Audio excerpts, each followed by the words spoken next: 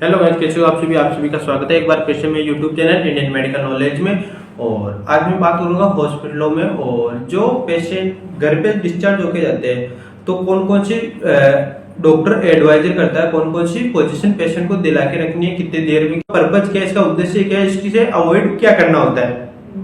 तो in this position patient lie down horizontally and face should be front side, यानी इस अवस्था में मरीज को सीधा लेटाया जाता है और उसको मुंह आगे की तरफ होता है। जैसे अपन लेटते हैं तो बिल्कुल प्लेन पेशेंट का मुंह ऊपर करके सीधा लेटाया जाता है, हाथ पैर दोनों सीधे करके।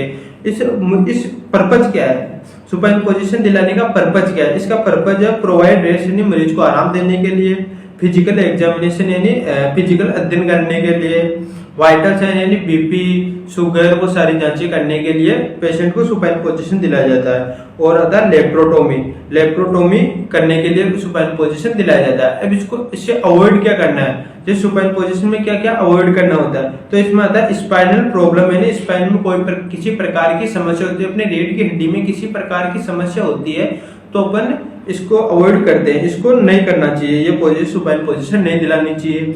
और बैक सर्जरी यानी पीठ की किसी प्रकार की पीठ की सर्जरी होती है, उस सर्जरी में पेशेंट को सुपाइन पोजीशन नहीं दिला सकते। तो आप एक बार इसका स्क्रीनशॉट ले लीजिए, फिर चलते हैं नेक्स्ट पे। अपना नेक्स्ट आता है, दूसरा आता है प्रोन पोजीशन, यानी प्रोन अवस्था। प्रोन अवस्था में क्या होता है, यह पोजीशन क्यों दिलाई जाती है, इसका पर्पज क्या होता है? तो in this position patient lie down flat with chest down, यानी इस पोजीशन में मरीज को छाती के बल उल्टा लेटाया जाता है।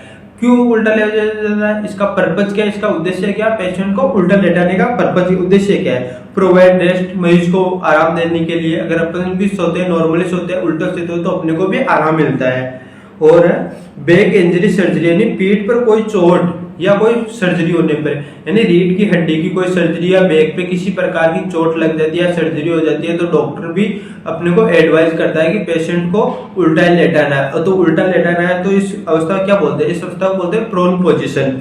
और आता है हिप जॉइंट एग्जामिनेशन, यानी घुटनों का हिप जॉइंट, यानी किसी प्रकार की जॉइंट, यानी पीछे की तरफ बैक साइड किसी प्रकार की जॉइंट होता है, उसका अध्ययन करने के लिए इस प्रोन अवस्था का उपयोग किया जाता है। तो आप एक बार सेकंड नंबर प्रोन पोजीशन इसकी स्क्रीनशॉट ले लीजिए, फिर चलते हैं नेक्स्ट पे। नेक्स्ट आता है अपना थर्ड नंबर का आता है फ्लावर पोजीशन। फ्लावर पोजीशन यानी फ्लावर अवस्था क्या होती है, इस पोजीशन में पेशेंट को कैसे लेटाया जाता है, क्या पर्पज होता है, वो आप देखिए। इन this position patient seated 45 to 60 degree angle, यानी इस पोजीशन में मरीज को 45 से 60 डिग्री एंगल में बैठाया जाता है। इसका पर्पज, इसका उद्देश्य क्या होता है? इसका रिलीफ डिस्पेंस, यानी सांस लेने की समस्या होने पर मरीज को ऐसा इस तरीके से ऊपर किया जाता है, इसकी चेस्ट को ऊपर किया जाता है।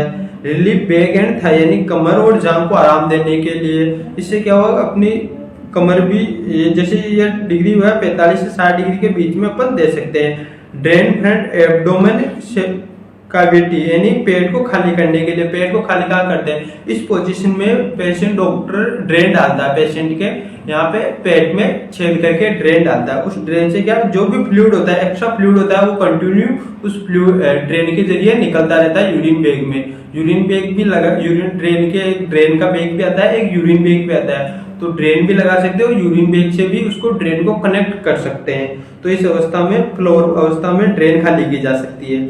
कमर और जांघ को आराम दे सकते हैं सांस होने की समस्या में। तो आप एक बार फाउलर पोजीशन का भी आप स्क्रीनशॉट ले लीजिए, फिर चलते हैं नेक्स्ट पे। तो आप इसमें डायग्राम देख लो, जो फाउलर पोजीशन है, फाउलर पोजीशन के 3 डायग्राम बनाए हुए हैं मेरे। 3 डायग्राम में पेशेंट को 3 एंगल से लेटाया हुआ है। पहला लेटाया WT 30 डिग्री एंगल, यानी पेशेंट को 30 डिग्री एंगल में लेटाया गया। अब आता है UT 60, इसमें क्या हुआ कि पेशेंट को कमर से 30 डिग्री और कमर के ऊपर से इसको 60 डिग्री एंगल में पेशेंट को रखा गया।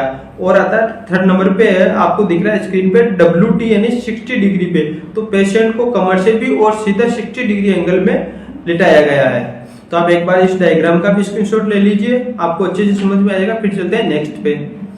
अपना नेक्स्ट आता है फोर्थ नंबर का लिथोटोमी पोजीशन। लिथोटोमी पोजीशन क्या होती है, इस पोजीशन कब देते हैं, इसका पर्पज क्या होता है? तो in this position patient lie down and knee upper side at 90 degree angle, यानी इस अवस्था में मरीज को लिटा दिया जाता है, उसके पैर 90 डिग्री ऊपर यानी 90 डिग्री के एंगल में रखा जाता है। इसका क्या कारण है? जिसमें ऑल गायकोनोलॉजी एग्जामिनेशन है, सभी गायकोनोलॉजी अध्ययन के लिए और नॉर्मल डिलीवरी में अगर किसी फीमेल पेशेंट हॉस्पिटल में जाता है या घर पे किसी की डिलीवरी होती है तो नॉर्मल डिलीवरी करते हैं तब उसको 90 डिग्री एंगल में फीमेल पेशेंट को लेटाया जाता है। आप एक बार लिथोटोमी पोजीशन की भी आप स्क्रीनशॉट ले लीजिए। फिर चलते हैं नेक्स्ट पे।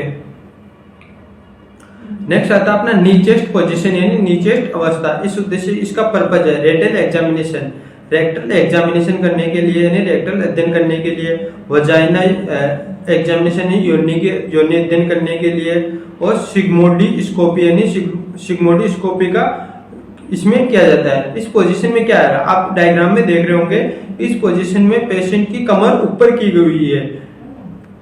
तो ये हो गया नी चेस्ट पोजीशन में। इसका उद्देश्य भी है, क्या क्या इसमें उद्देश्य, तो आप एक बार नी चेस्ट पोजीशन के भी स्क्रीनशॉट ले लीजिए। फिर चलते हैं नेक्स्ट पे।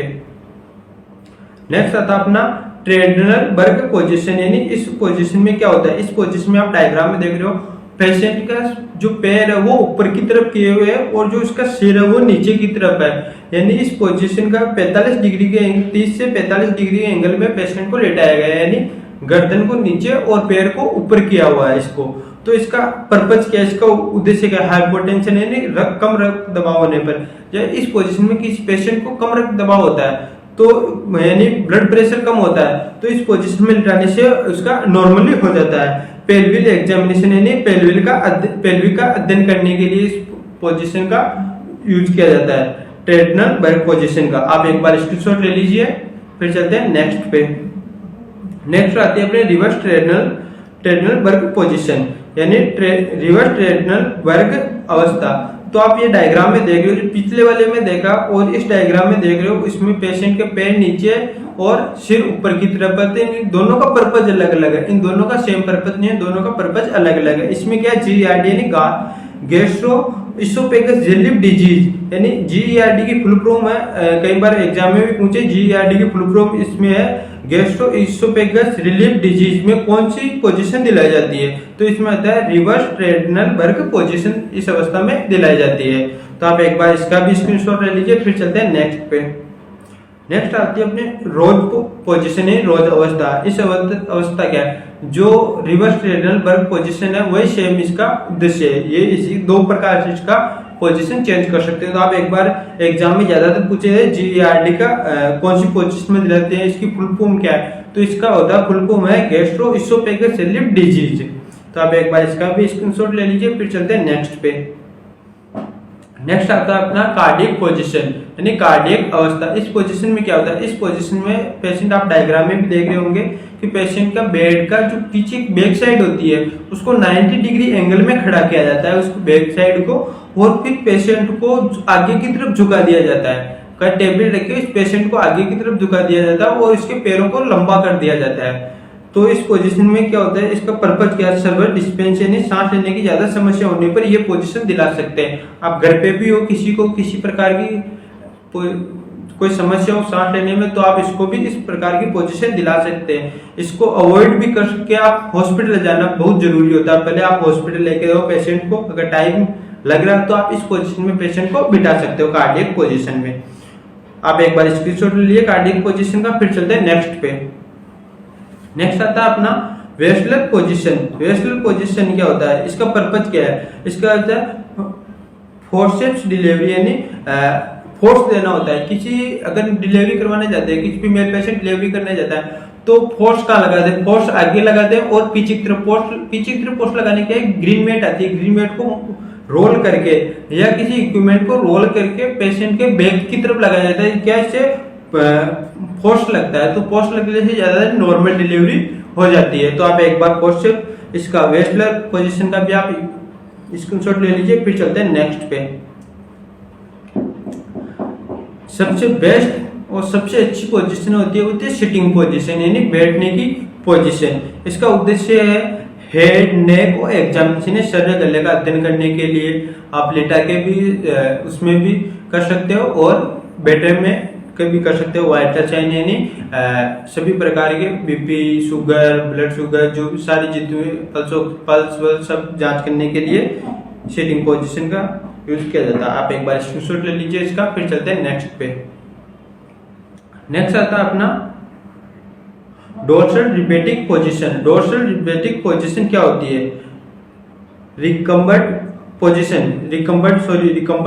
ये पोजीशन, इसका उद्देश्य क्या होता है? वजाइना एग्जामिनेशन यानी वेजिना का अध्ययन करने के लिए, रेक्टल एग्जामिनेशन अध्ययन करने के लिए, या रेक्टल अध्ययन करने के लिए, फोर्सेप कैथेटर यानी महिलाओं में, फीमेल में कैथेटर डालने के लिए। इस पोजीशन में आप डायग्राम में देख रहे हो, महिला को कैथेटर डालने के लिए महिला के घुटनों को ऊपर किया जाता है और उसको दोनों पैरों के बीच में गैप कर दिया जाता है, जिससे कि फीमेल में कैथेटर लगाने में आसानी रहती है। आप एक बार इसका भी स्क्रीनशॉट ले लीजिए। फिर चलते हैं नेक्स्ट पे।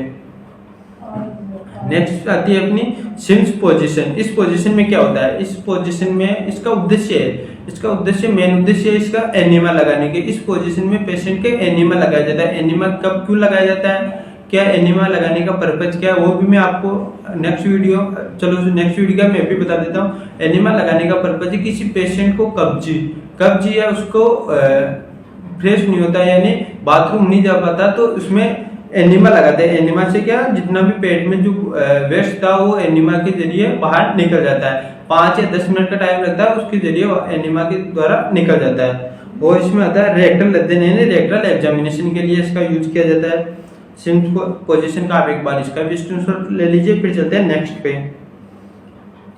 पे आते हैं अपने जैकनाइफ पोजीशन। जैकनाइफ पोजीशन क्या है? इसमें भी एनिमल लगाने के काम में आता है और रेक्टल सर्जरी के काम में आता है। इस पोजीशन का भी जो पोजीशन है, 2 प्रकार की। जो पहले वाली पोजीशन अलग थी पर उद्देश्य सेम था।